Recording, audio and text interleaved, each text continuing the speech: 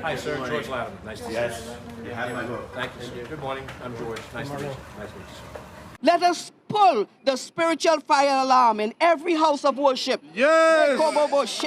I think this race is going to end up being the race in New York and one of the big races in the country in terms of Democratic primaries. All right, good to meet you. Thank you for being here. You have Jamaal Bowman, who's a progressive, socialist-aligned congressman. Hi, sir. George Latimer. Against George Latimer, who's a moderate county executive, pro-Israel, running as a sort of Joe Biden Democrat. I'm afraid that the more we focus on identity politics, the less we focus on the substance. There's all kind of races, Lord. Bowman is running as a squad-aligned progressive. There's a little bit of a backlash to some of the progressivism and some wondering whether Bowman has gone too far. Some form of reparations to help us survive. Too anti-Israel for a district that is still very pro-Israel. We condemn the attacks of October 7th that killed thousands of civilians. We condemn that. But we cannot condemn that and then condone what has happened since then in Gaza. So we had to speak out.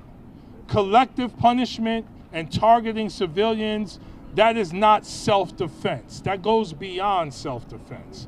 And what we want is peace. What I sense is critical here is that the mainstream of the Democratic Party in the House and President Biden wants us to look longer term about how we get to peace. Most people want to see an end to the hostilities, but they don't want the end of the hostilities to come with hostages still being remaining in Hamas control, because Hamas is a terrorist organization. We've seen terrorism. So there's money coming into the district from pro-Israel types, from pro-business types, that is largely supporting Latimer.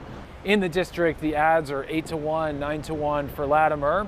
And we'll see whether that's enough to get a non-incumbent to beat an incumbent. It is unusual, but Bowman has, acted a little bit erratic. He's the one who pulled the fire alarm and was censured for that. He's voted against leadership in the House. He hasn't always voted for the president. So you're really seeing the Democratic Party ideology right here. One on the left, one in the middle, and we'll see who wins.